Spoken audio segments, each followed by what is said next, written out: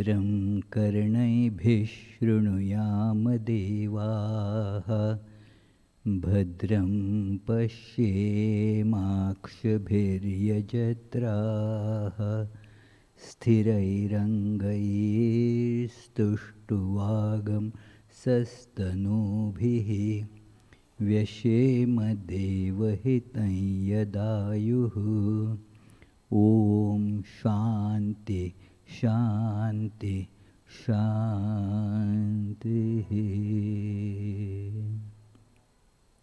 Let us now pray together.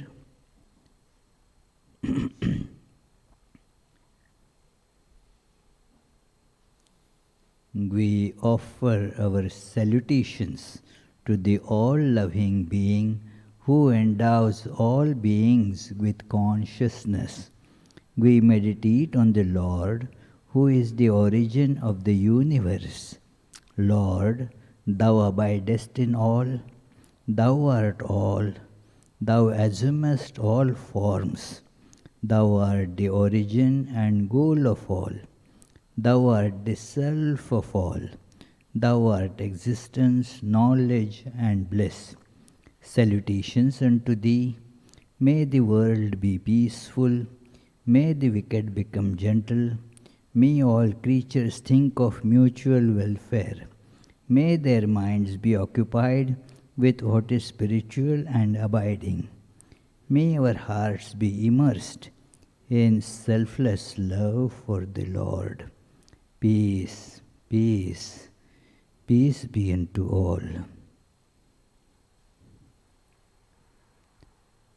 Since today's lecture by Pravrajika Krishnaprana is on Mothers of God, there will be an opening song on the Divine Mother, an English rendering of a famous hymn in Sanskrit.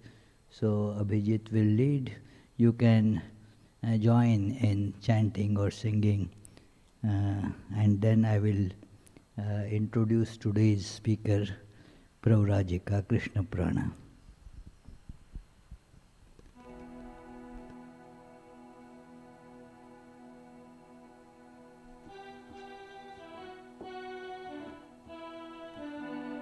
Salutation to you, compassionate Mother. You are a refuge bringer of all good. Salutation to you, compassionate Mother. You are a refuge bringer of all good. Mother of the universe, guide and protect us. Mother of the universe, guide and protect us. Take away all obstacles barring our path. Salutation to you of infinite aspects, worshipped by all, pervading the whole cosmos. Salutation to you of infinite aspects, worshipped by all, pervading the whole cosmos. Mother of the universe, guide and protect us. Mother of the universe, guide and protect us. Take away all obstacles, show us our path. Salutation to you, our goal in meditation, perfect in union, wisdom and bliss. Salutation to you, our goal in meditation, perfect in union, wisdom and bliss. Mother of the universe, guide and protect us. Mother of the universe, guide and protect us. Take away all obstacles, bring us to you. Salutation to you, sure help of the helpless, refuge of the poor, the bound and the hopeless. Salutation to you, sure help of the helpless, refuge of the poor, the bound and the hopeless, Mother of the universe, guide and protect us. Mother of the universe, guide and protect us. Take away all obstacles, show us your face. Mother of the universe, guide and protect us. Mother of the universe, guide and protect us. Take away all obstacles barring our path. Take away all obstacles, bring us to you. Take away all obstacles, show us your face.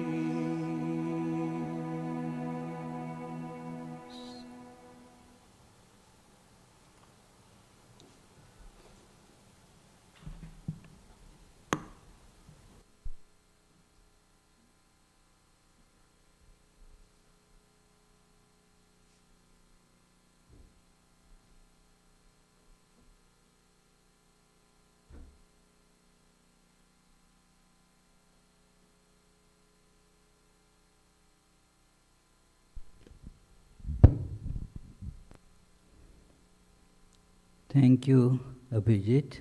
This was a song tuned by John Schlenk. A very nice composition. Today we are very fortunate to have Pravrajika Krishnaprana, who comes from the Vedanta convent of Santa Barbara, connected with the Vedanta Society of Southern California. She is a senior nun there and has been giving wonderful talks everywhere. It is, for a long time, I was thinking of inviting her. I invited her, but due to, COVID and such things, it didn't work out. And she kept on saying that she doesn't know how to give speeches, but she gives speeches all over. So good that without knowing how to give speeches, she can give such wonderful speeches. So had she known how to give speeches, what would have happened? You have to know that. Just imagine, So anyway, and she chose the topic, Mothers of God. So it was supposed to be happening on the Mother's Day, that was last Sunday, but she was coming now, so it doesn't matter. Somebody told me after I said like this, every day is Mother's Day. Okay, so it is. So she joined the order way back in 1972. How many years? 50 years ago. She had been initiated by Swami Vivekananda, who started the Vedanta Society of Southern California, and she got her monastic vows in 1984 from Swami Asheshananda. So I request her to give her speech today. After speech, she is open to answer your questions if you have any. So please, Mataji, please come.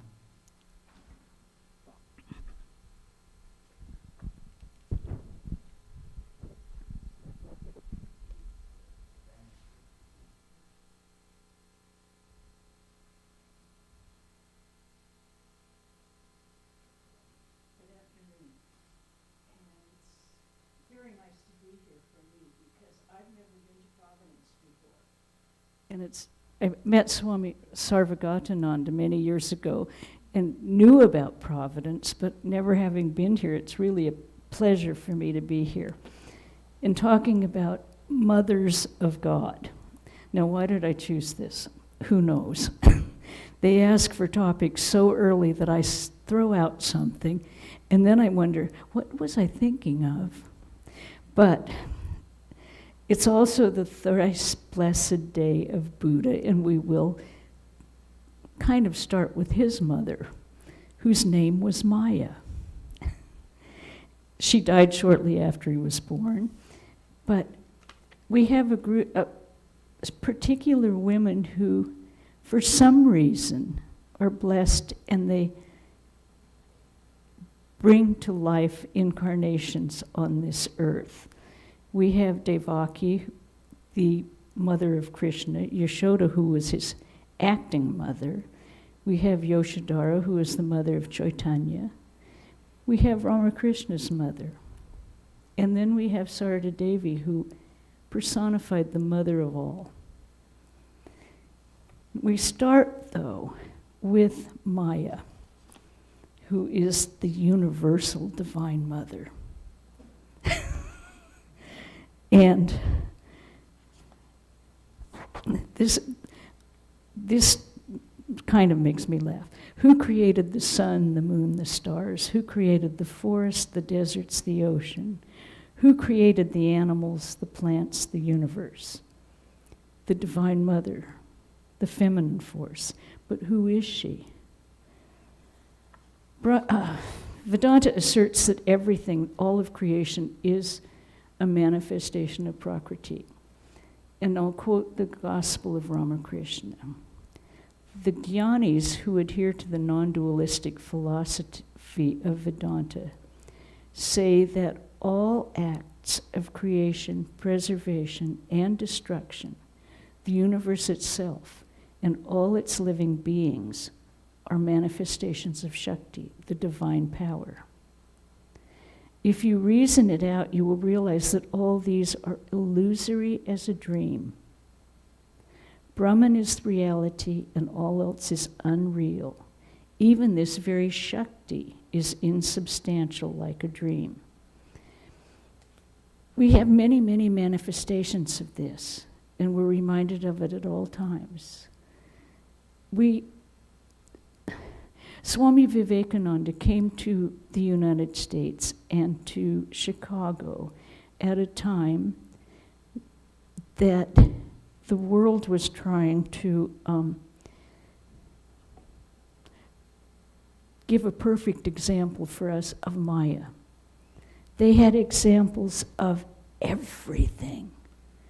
They built a whole city out of nothing. They brought representatives from every part of the world. They brought representatives of every religion. They brought representatives of every kind of technological achievement at the time. And they built this magnificent city. And they had a few glitches. They didn't have one architect because they didn't have time. They were competing with Paris. And the exhibition of Paris. So they hired quite a few architects around the United States, and each one built a different section. Well, nothing matched. Nothing looked, it didn't go together. You had the Romanesque, you had the modern Chicago, you had everything all over the place. And it was, everyone went, well, how are we going to put this together? So they invented whitewash. And they made a whole white city out of nothing. Now, at the same time, it was when they originally illumined the whole city. It was the first time they had electric lights all over. First time they had trains with sleeping compartments. And this is what Swamiji arrived with. He arrived in this magnificent display of Maya. They have, everyone came and everyone saw it, and he's telling us that the world is illusory. Well, shortly after the Chicago Parliament, the Chicago exhibition, the whole city disappeared. They took it down. So it was illusory. they did move the Ferris wheel, which was the largest, to somewhere else. I can't even remember where. I don't think it exists anymore. Another example that we have of how Maya fools us is, I use this example in California, Disneyland. Now, how many of you have been to Disneyland? Okay, my first, good, then you might know what I'm talking about. The first time I went, they had just opened the haunted house. And the haunted house was this wonderful, you went on a train, as all Disneyland rides are, a train that moves you through at a certain pace. So you're going above this huge dining room and ballroom, and all of a sudden you see these illusory couples dancing to music, and they look very, very real.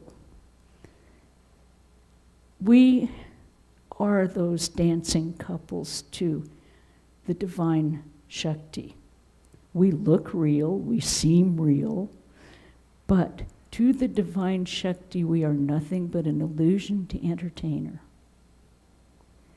Holographic art is much like this. We can see it with our eyes.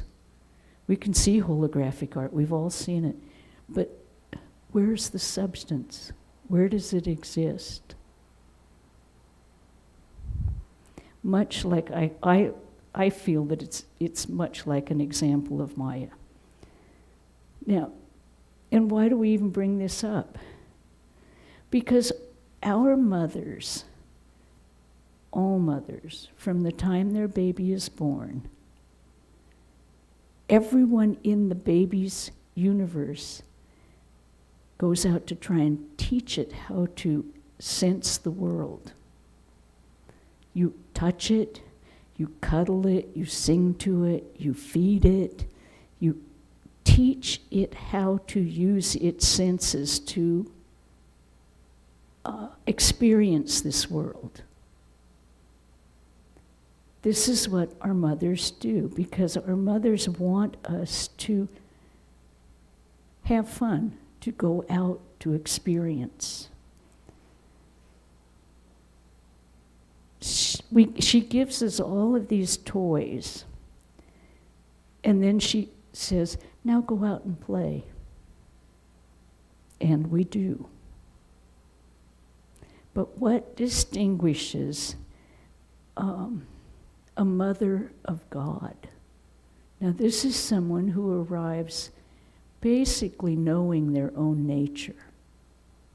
Maybe not completely at once, but what distinguishes these mothers treated their children exactly the way our mothers treated us. They took care of them, fed them, got angry with them, tried to train them how to behave. And yet at the same time,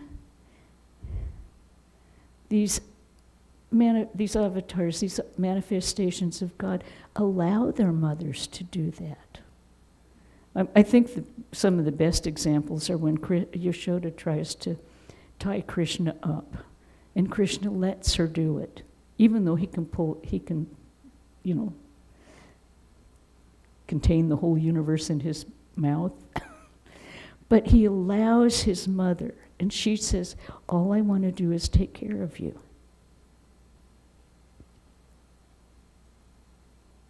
We always have this kind of feeling that we are missing.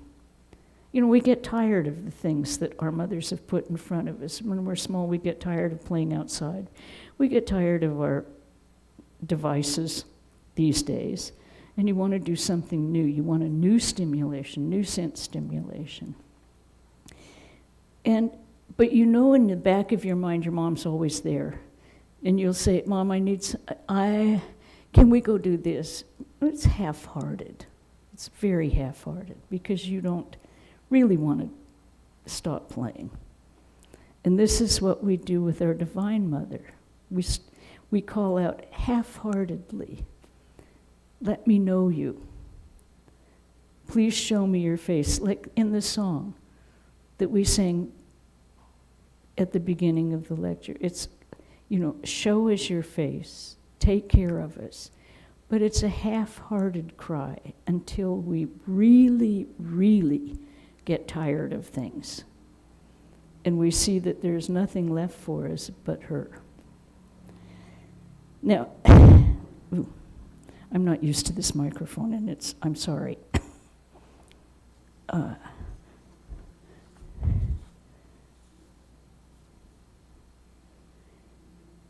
Yeah, as I say, we're still doing all of these things to engage our senses. We think about what we do every day. We have a certain routine, we do certain things. We have certain entertainments we watch or don't watch. We have, how do we spend our day? Well, when I was very young, long before Vedanta, it was going to the beach, going here, going there, outside playing, watching television, getting involved with politics, a usual upbringing. But it happened to be also in the 60s, so there was a little more going on. Then once you find a purpose in life, which I found when I met Swami Prabhavananda, I thought, well, that's the purpose of life, is to find the peace that he exhibits. Now, so how do I do it? And that is the problem. How do we do it? Well, I just had to give a short talk in Boston also, and it was basically making choices in your life that lead you to habits that promote your growth in spiritual life. We have these opportunities at every moment, and we like to enjoy things. Now, when I say our Divine Mother, Maya, offers us a myriad of examples of things to attract our attention, it's up to us to look at those things and say, are they going to help me know my mother, or are they going to distract me more? And this is where our discrimination and dedication to what we have decided is our purpose in life. We do have to make a decision at some point in our life. I won't say very early, but at some point in our life, we have to decide what direction we are taking. What do we hope to achieve in this life? What's our purpose? And there's no wrong one. I mean, you want to make money, you want to be successful, okay. That's a path. You want to be the best skier in the world, okay, do it. You want to be the best basketball player? Yeah. But if you arrive and you have kind of look at all of those things and they say, yes, I like that, but it's not a lasting happiness. It doesn't fulfill that need that I have inside.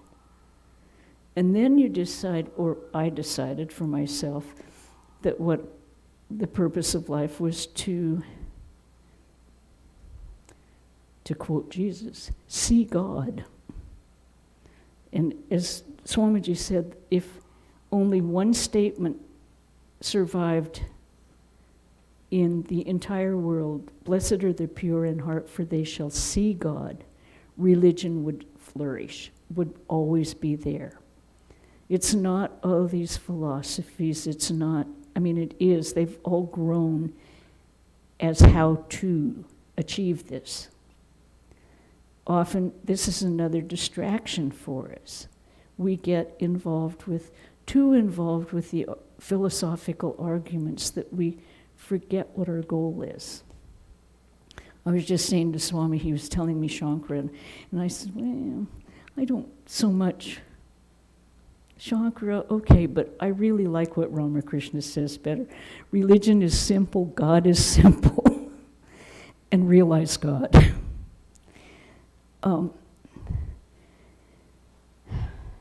So that is, I've quoted this quite a bit too. There's another, a Japanese Zen monk's death poem. They all write their own death poem as they're preparing to die. And this one is my favorite one.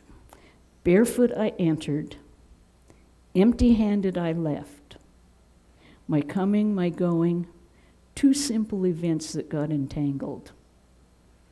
Now, to me, that basically says it all, what our existence in Maya on earth is. They're two very simple events that put us on this plane. We play for a while, we get all enmeshed and entangled, and when we die, we die. We die. We are empty-handed, we die alone, we die with the Divine Mother if that's where we have put our mind and our heart all along. If we have, and this can be for everyone. Swami once told me, Swami Pravrajika once said, well, all our life we're preparing for our death, so there's no fear, there's no anxiety, there's nothing to, we're prepared. We're prepared to go to our home. And I thought, well, but that's for you. That's not for the rest of us. But I was fortunate enough to be at one of our devotees' deaths. And she was a good Jewish mother. She had 3 children, and she maintained her routine and spiritual life by having 1 hour in the morning when no one could bother her. The rest of the time she was right there for the entire family. She was with them. When she was dying, we were in her room and someone said, I don't even remember who, "Where are you?" And she said, "I'm swimming in the ocean of bliss." And then she passed away about 2 or 3 hours later. But she had been preparing for that her entire life. She knew that this was what was going to be. I talked to her husband after that, and I said, "Would you like to have a service?" He says, "I'm not a Vedantist. I only came to the temple to please her. I'm Jewish. And no, I don't want a memorial service." Now, this, I could tell the rest of the story. She was raised in Berlin as a Lutheran. She didn't even know she was Jewish until the Nazis came to get her family. So it was and I went, whoa. We all have different ways different paths we have to follow and different, I'll say karmas we have to deal with that help us reach that point where we can be with our Divine Mother. And none of our paths are exactly the same. None of them. But, just one second. Oops, sorry. Okay. We have to, though, we don't have to. I say have to because I'm speaking for myself. We have to evaluate everything we do every day.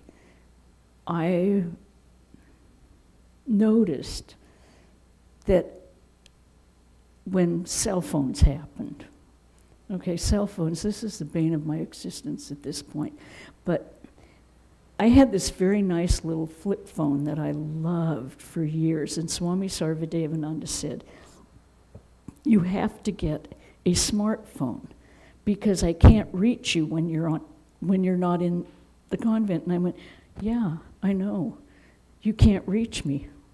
That's good. And he said, no, you can't get your emails, you can't do this, you can't do that, you can't. And I went, yeah, I'm on vacation. But eventually he prevailed, and we all got cell phones. Okay, smartphones. And I went, well, I'm never going to text. That is just horrible. Okay. Guess who texts all the time and seldom does an email? Guess who has to check it? I get up very early in the morning, but by 6 o'clock I have to check who's texted, who's emailed, what's happening for the day. And I'm like, and I swore it would never happen. But all of these things, what I'm saying is these are insidious little things that you just make one little choice. Oh, it's not going to do too much. Oh, yeah, it does. I didn't used to have to do it at 6 o'clock in the morning. I could leave it sitting on my dresser in my bedroom and ignore it for the day. Not anymore. I'm like, I wonder who called. I wonder what they're texting. And unfortunately, now the people on the East Coast know they can reach me at 5:30. And so they'll say, are you up yet? Can I call? Sometimes I answer, sometimes I don't. Sometimes I get it, sometimes I don't. But it's all these little bitty choices that we make that decide how we behave and how we incorporate our religious life. Do we get up every morning and make sure we get to the shrine? Do we get up, and you don't have to necessarily. Some people, as Swami Pravrajika said, some people, if you go in and you at least salute the Lord and give them some incense every day, you've got a busy, busy day, and people work extremely hard. But now, like our devotee who swam in the ocean of bliss, she took care of her family. She was there for every event. She was 100% taking care of her family, except for that 1 hour a day, which was sacrosanct to her. And she told everyone, you cannot disturb me for this hour. And they all respected that because she did it, and she went into her shrine and didn't come out. And as soon as she was out, everything was back to, I'm your mother, I'm your wife, everything. I'm taking care of the house, I'm taking care of the pets, everything. We have to make those choices with a certain amount of firmness and discrimination. When we think about all the things our mothers and fathers have taught us, do we incorporate all of these ideas in forming our practices? Or do we use a certain amount of discrimination and say, yes, that was what I was taught, but somehow that's not leading me where I want to go anymore? And so we slowly start to change habits that we have. Just slowly. Nothing happens overnight. If it happens overnight, usually we can't sustain it, for the most part. I remember I talked to a monk, and he said he was asked if he could, this was when he was brand new, just encountered Vedanta. He had not become a monk yet. And he was asked, can you commit to meditating for half an hour every day? And he went, no, I can't give you my word that I'll do that every single day. Because I don't know what's going to come up. I don't know if I can. And I don't want to say I can if I can't. So then he thought to himself, and he said, what can I commit to and know I can do it every single day. Well, his idea was he could do 5 minutes every morning. And he did. He did that 5 minutes religiously. Now he, an hour and a half, no problem. But we have to look at ourselves and see what we can do. And part of this is what our mothers and our parents have taught us. Often we have others' ideas put over us. If you have siblings, which I didn't, only children are basically pretty perfect. And there is no such word as no, because everything can be negotiated. But if you have siblings or around other children, you know, this one is the singer. This one is the artist. Oh, you're bright in math. And you get these things that you incorporate as part of your identity. Now, at some point in your life, you have to look and say, were my parents right? Or do I have other talents? Is that really me, or is it their expectations I'm fulfilling? And I'll tell you what, moving into the convent in the end of the 60s was not what my parents had in mind. In fact, they thought it was a sect, one of those kooky cults in Southern California that, oh my God, are we going to have to hire an intervention to take her out? That was prevalent when I moved in. No one knew what was going on. So, and as soon as they met Swami Pravrajika and the rest of the nuns and saw the place, they went, oh, it's okay. But they weren't pleased. Swami Swahananda used to say, oh yes, you joined the monastery in the convent, and it's prestigious. I said, not in this country. It really isn't. They think you're odd. And he said, well, try to make them think you're not odd.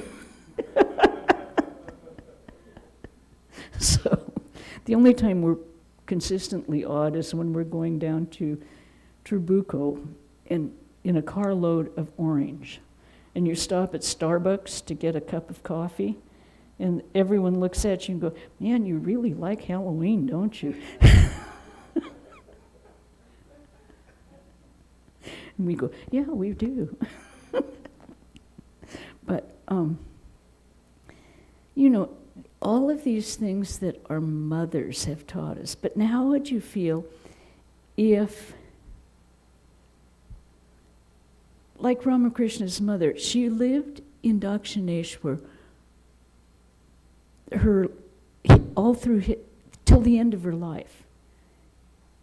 And here are all these people coming and treating Ramakrishna as an avatar, as a Paramahamsa, as a man of God. And she went because he was odd. They thought he was crazy. We're going to get you married so you're not, it will settle your mind down. And, how would any of you feel if your child was like that? Would you have the inner faith to know that it was the Lord's play? Would you have the inner faith to believe in a child who seemed so off balance? I don't know what the world would think of him now with the things he was doing. I really don't. Because we are compartmentalizing people to a point where they have to fit into certain compartments. But think about it. Even think about the stories. Chaitanya's mother, what was he doing? Dancing in the streets. Dancing in the streets and saying, Krishna, love your neighbors. Okay. And your mother's saying, why aren't you getting married? Why don't you have a job? But these avatars have changed the whole nature of the world. Now, it takes a pretty special mother to be able to do that and to nurture that and to believe in their offspring. Like Ramakrishna's mother and Sarada Devi, when she saw him, she said, no, he's not crazy. He's the same Gadai that I have always known. What kind of faith and realization do they have already? It's actually mind-boggling. And even Ramakrishna, when his mother was dead, and he was at the burning ghat, holding onto her feet, he said, "Dear mother, who are you? You who conceived me in your womb." He knew himself, that's it. God has come in human body. And he said that to his mother, who are you? And I think that's what Jesus was saying on the cross when Mary was there with John. Take care of my mother, take care of my mother. These people are occupy a unique place in Maya, that they are capable of doing this, that they embrace it, that they are pure enough to do this, and they can forget enough that they can raise their child. If you live in awe of someone, you can't really live with them. You can be awestruck, you can be respectful, but to actually love them as a child, they have to have a certain forgetfulness of the power of their child. All the love is there, and all the upbringing is there, but it takes a very special woman to be a mother of God. Now, that's about how long my lectures are. So if there's any questions, if anyone has a question, I will try. And if anyone doesn't, that's okay.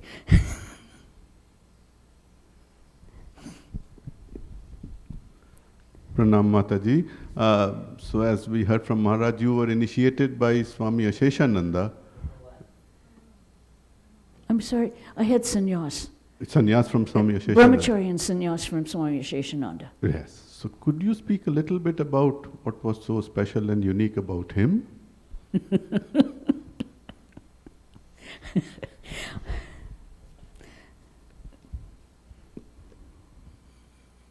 It's hard to know exactly where to start. I can tell you about the story when I took my father and my mother down. I was visiting them in Seattle, that's where I was raised. And I said to them when I was up there, I have to go to Portland, I have to see Swami Asheshananda. It was a 2-hour, 3-hour drive, something like that. And they said, well, we'd like to go with you. And I'm going, okay, we'll go, you'll like him. So we got to the Portland Center. We went to the foyer. Everyone was greeted in the foyer. And he came out in his usual outfit, kind of a sweater that someone else gave him. I can't remember which Swami gave him the sweater. A chadar that someone else gave him. All of his clothes that he had were very special to him because they were holy gifts from serious swamis, very dear to him. And they were very old, and he didn't like them washed too much. So he had and he came out, and he was graciousness itself. He greeted my parents. Oh, you know, you're so blessed to have a daughter who's a nun in the order. Oh, you must be very special. Oh, let me get you some prasad. He turned around, went into the hallway in the monastery, and all of a sudden there was this huge screaming at one of the monks, Shanti. And he was screaming at him, "You don't do anything right. You Americans are the cause of all the problems of the world. You caused Hiroshima. You did this." And just booming out. And he had a booming voice, let me tell you. So then he comes back through the door into the foyer. And he's carrying a tray with 4 plates of prasad on it. And very sweetly, he took one plate and he said, "This is for you, for my mother." He said, "You said you couldn't take much sugar, so this one's for you. This one's for you." Gave it to my father, and this one's for you. And he said, "Now I'll go get you some water." Goes back through the door, screams and screams and screams. By this time, my dad can hardly hold it together. He's laughing so hard, he's almost on the floor. And then Swami comes back in, and everything is graciousness, and would you like to do this, and would you like to do that? And my dad is standing there going, and then we said we had to leave, and my dad went, "Is he always like that?" And I said, "Oh yeah." Another thing when I tried to do, I went up and we were staying with him this time in Holy Mother's house. And being the good nuns from Santa Barbara that we are, we clean the place to death, okay? Santa Barbara is clean. Walk into the shrine, Swami's shrine, and there's dead flowers all over it. And you kind of looked at it and then went, okay. And it's a little messy. And there's incense dust all over it. So we went up and gently took, that made him furious. Absolutely furious. No one touched the shrine but him unless he told you could. Now we attended his pujas also when it was sightseeing day.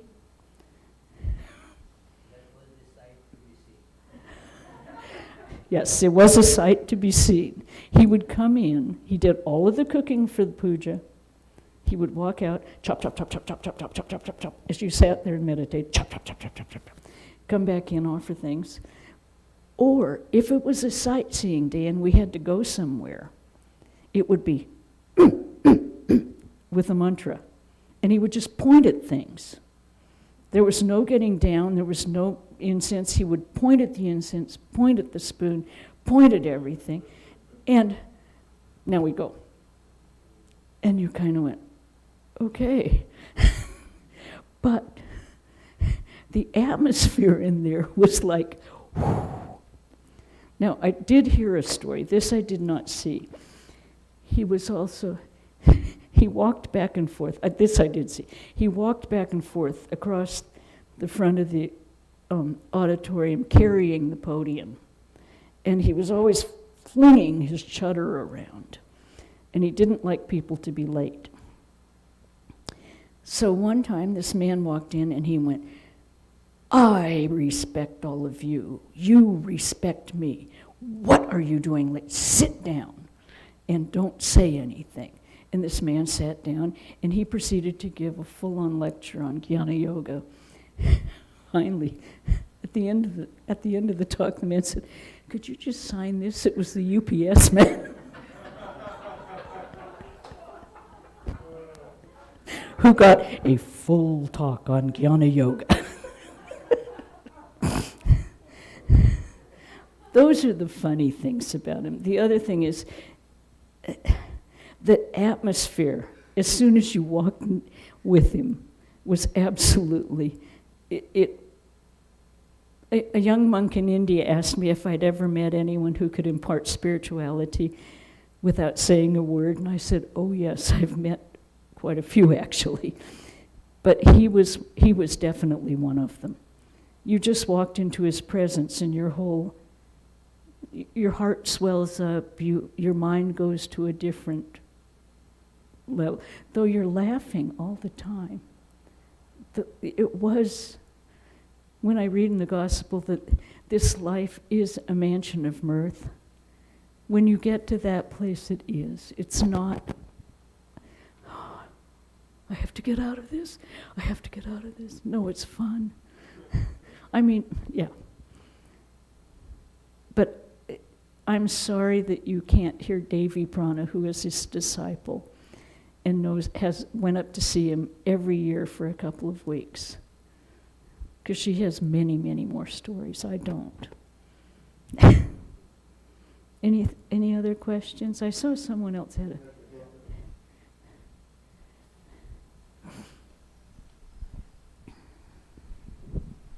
Could you please tell us something about Santa Barbara Convent?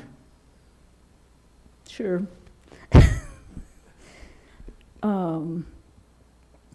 Should I brag first? Okay. Or should I do it last? Swami Vivekananda, when he visited us, we had a tea party up. We have what we call an art room. It's a TV room. It's whatever you want it to be. We used to, before COVID, we were showing the Mahabharata and the Ramayana on Saturday nights after Vespers, and we'd watch one episode, and they went on forever. So TV room, whatever. We have a picnic table that's a little longer than this, and one solid piece of wood. Mastananda was visiting, and we said, where would you like to have tea, in the house or up at the art room? Oh, up at the art room. And we're sitting there, and at that time we had parrots. We always have some kind of animal, okay? That's part of living in Santa Barbara. We've had rabbits, we've had chickens, we've had horses, we have dogs, we have cats, and parrots. So at this time we had parrots. And we had one who liked to attend tea parties.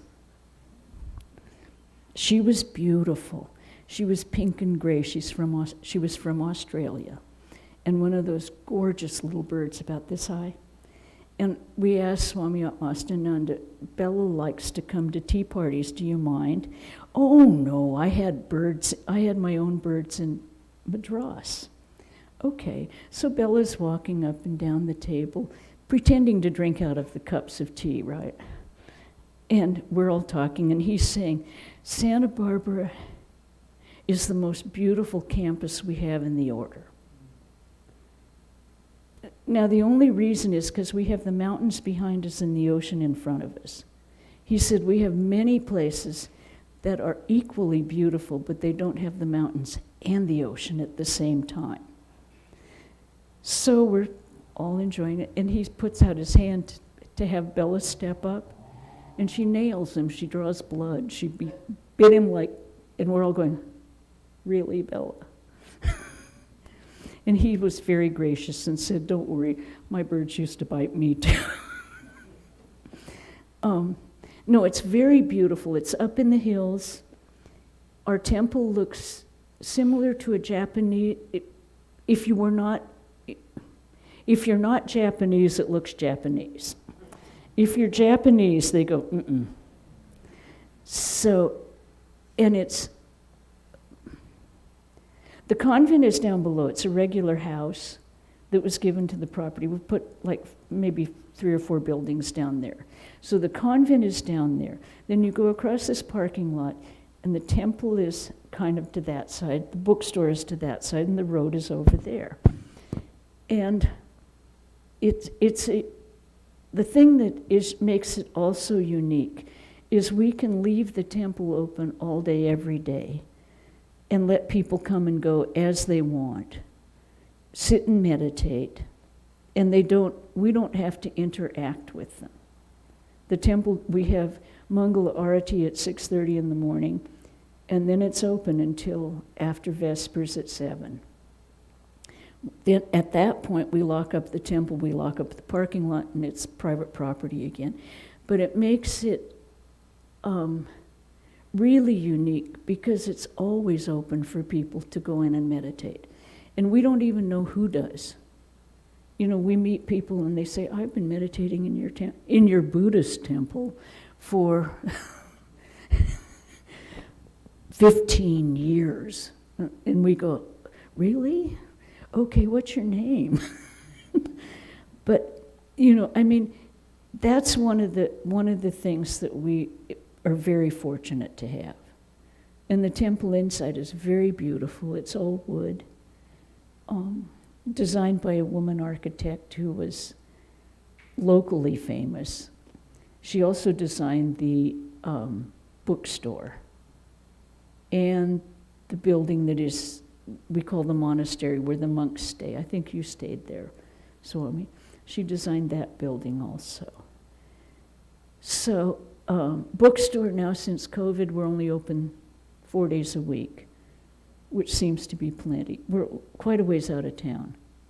We're like, I think 12 miles out of town and up in the hills. And with the gas prices in California right now, people are really careful about how many trips they make out. Our gas was almost $6 a gallon. It's gone back down to about $5.50. But you really think twice about taking a casual trip. And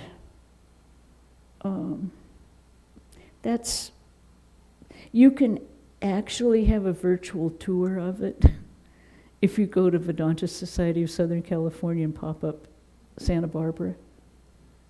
You can see what it looks like. Yeah. Anything else?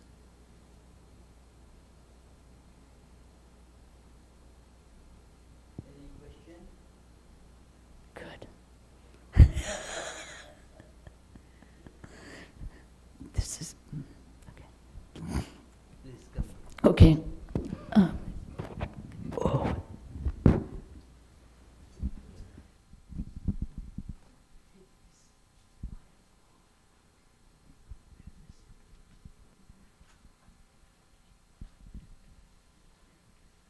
You can give it to. Yeah.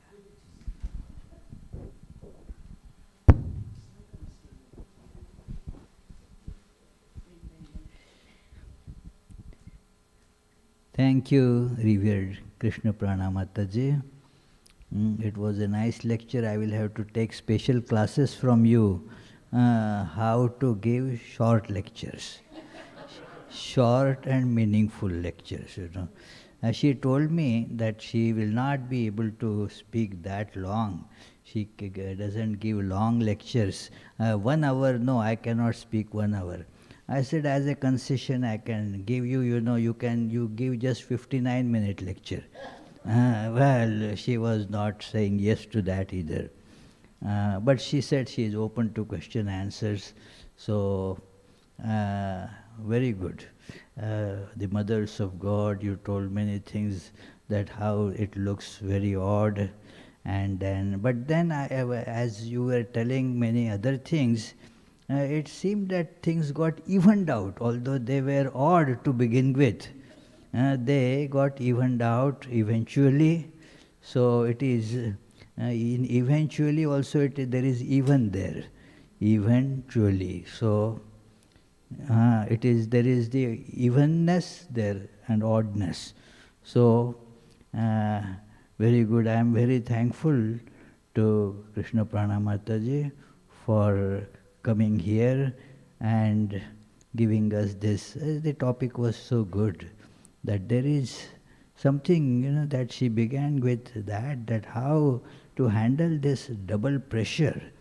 Mothers have one kind of pressure that my child should grow properly, my child should have a good education, and so forth, should remain healthy, and always careful about that.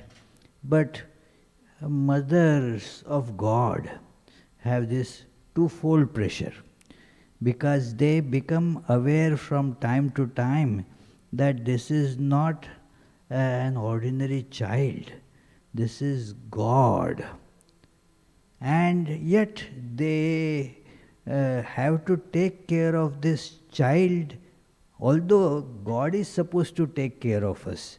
That is how the scriptures like Bhagavatam describe that Yashoda was taking care of this little Krishna, to whom the whole universe looks to be taken care of by. Krishna, who takes care of the whole world, now Yashoda had the charge of taking care of this little child. So look at, that it is God and yet child. So the mothers of the God therefore have a very special position. It is so many thanks for bringing this topic, and yeah, thank you very much. And now we will have our regular evening arati, and after that, as you know, there will be a concert, a sitar concert, sitar, tabla, and also a guest artist is coming with a trombone, a Hindustani style trombone. So we will have this concert soon after the arati. Oh, the closing prayer, correct. Thank you. And yes, we have to. I forgot all about it. So your lecture had that effect. I can blame it on your lecture. I forgot to make the announcements and the. Good. Thank you, Charlie. Well, Charlie put it up on the screen. That's how I remembered. So, next Sunday again we have a nun coming to give lecture. That is Pravrajika Shuddhatma Prana from Ridgely Manor. Yes, and her topic is to lose oneself is to find one's self. So there is a little pun on losing oneself, and that is the way you find one's self. Other programs during the week will go on as usual, the Tuesday and Friday classes at 7:30 p.m. and the morning and evening prayer meetings. You are welcome to attend all these programs according to the appropriate times mentioned. And then there is the retreat coming up by Swami Vivekananda on June 18th, Saturday, June 18th, but one has to register for that. So please register for the retreat before it is full. I don't know how many have registered till now, but at the present moment there is ample space for that. So we will end with closing prayer. May the Divine, who is Father in heaven of the Christians, Holy One of the Jewish faith, Allah of the Muslims, Buddha of the Buddhists, Tao of the Taoists, Great Spirit of the Native Americans, Ahur Mazda of the Zoroastrians, and Brahman of the Hindus, lead us from the unreal to the real, from darkness to light, from death to immortality. May the all-loving being manifest himself unto us and grant us abiding understanding and all-consuming divine love. Peace, peace, peace be unto all.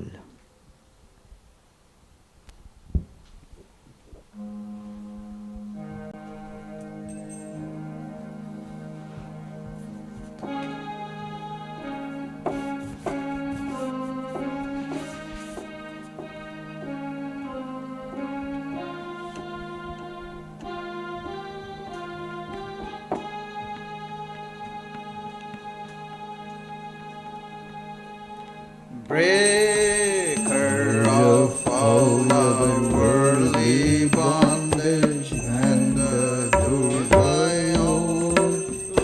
adore you too. Stainless Lord, assuming human form. Stainless Lord, assuming human form. Transcendent yet filled with love. You free us from the stain of sin and ornament our world. Consciousness is a form. Your eyes always purified by knowledge. Your eyes always purified by knowledge. Looking at them, delusion is gone. Ocean of shining love and feeling, ever inebriated in your infinite love. Your feet always dear to your devotees. Your feet always dear to your devotees. Form our boat to cross this world. Revealed to us as God incarnate and the Lord of all things, helping us join with you. Your mind's always set in the divine light. Your mind's always set in the divine light. This we can see through your grace. Destroyer of worldly sorrow and compassion so infinite is your word. Your life's offered for the world's deliverance. Your life's offered for the world's deliverance, saving us from darkness and fear. Renouncer of all lust and lucre, therefore you were always spurning sensual life. Lord of monks, you are the best of men. Lord of monks, you are the best of men. Grant to us pure love for you. You're fearless and you're free from doubting, with your mind very firmly resolved. Causeless refuge of your devotees. Causeless refuge of your devotees. Renouncing caste and birth. Our treasure is your holy feet, which take us very soon across this puddle of life. You give love and even-sightedness. You give love and even-sightedness to remove our anguish here.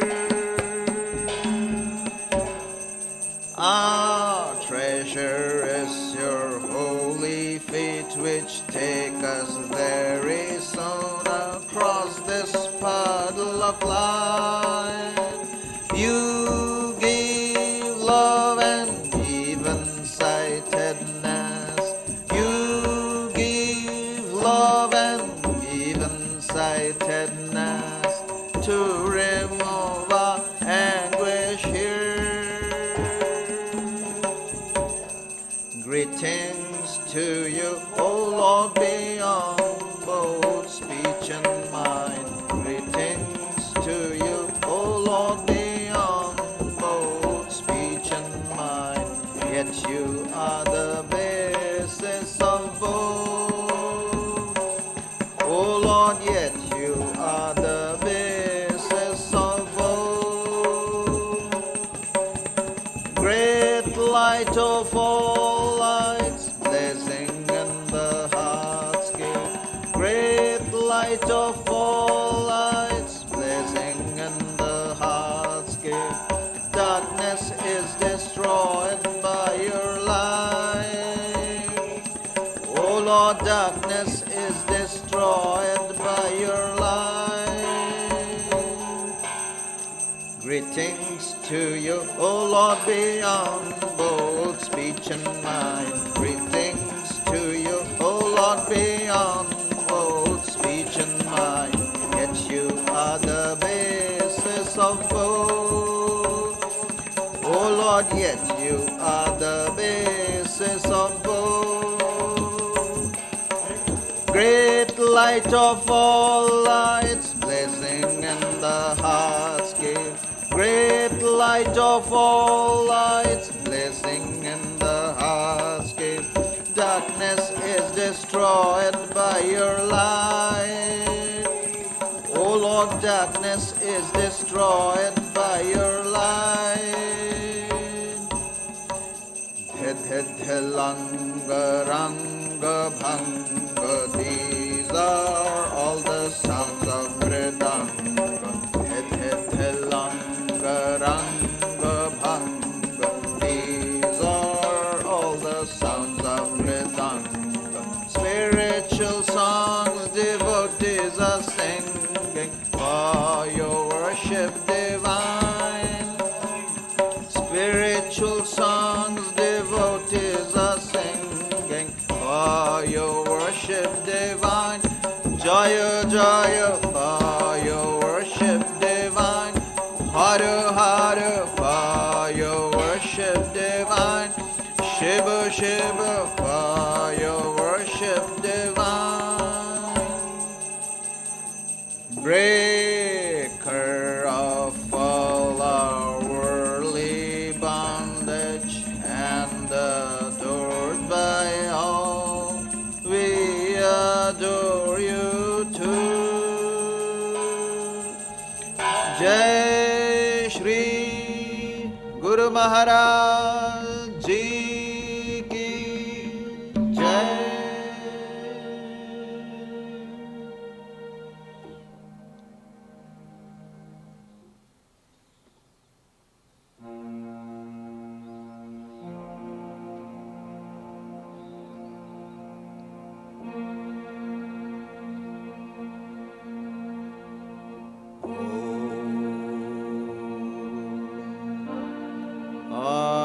Auspicious and blessed,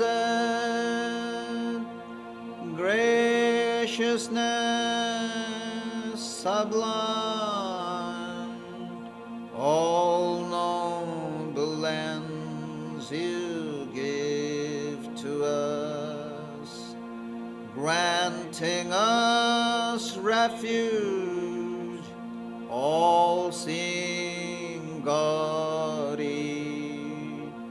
O Mother Divine, our love to you. Creation, preservation, dissolution are your powers, eternal one. Nature's real basis, nature's essence. O Mother Divine, our love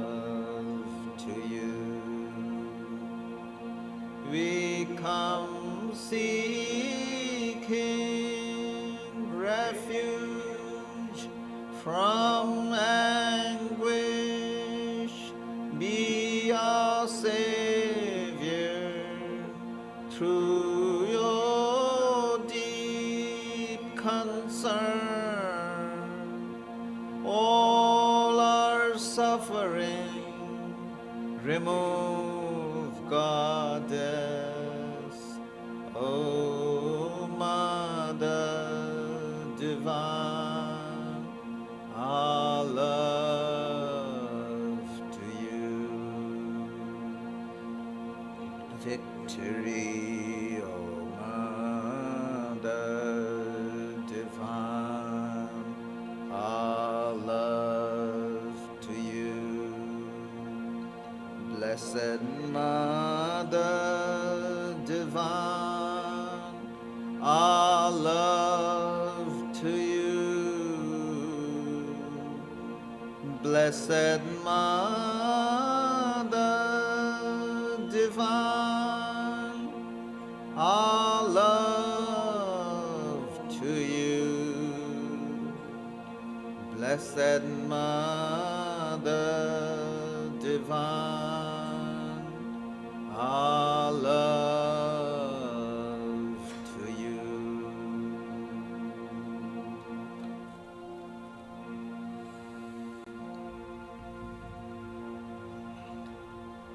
Jai Shri Ram Krishna Dev Ki Jai. Jai Shri Sarda Devi Ki Jai. Jai Shri Swami Vivekananda Ki Jai. Jai Shri Buddha Dev Ki Jai. Jai Shri Jesus Christ